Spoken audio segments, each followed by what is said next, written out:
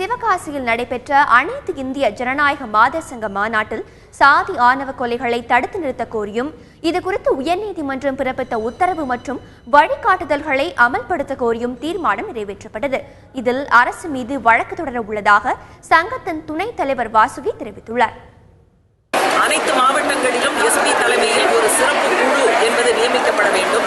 சாதி மறுப்பு, காதல் அல்லது திருமணம் செய்து கொண்ட தம்பதிகளை பாதுகாப்பதற்கான ஏற்பாடுகளை அந்த குழு பார்க்க வேண்டும்.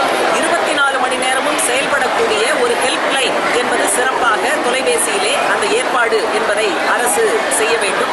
இது குறித்த ஒரு பிரச்சாரம், தீவிரமான பிரச்சாரம் என்பது நடைபெற வேண்டும். இது ஏப்ரல் மாதம் கொடுத்த தீர்ப்பு, 3 மாத காலத்திற்குள் இது அமலுக்கு வர வேண்டும் என்பது நீதி அரசர் அளித்த தீர்ப்பு. இன்று வரை தமிழக அரசு அதை நடைமுறைப்படுத்தவில்லை. ஆகவே தமிழக அரசின் மீது ஒரு நீதிமன்ற அவதூறு வழக்கு, கண்டெம்ப்ட் பெட்டிஷன் போடுவது என்பதை எங்களுடைய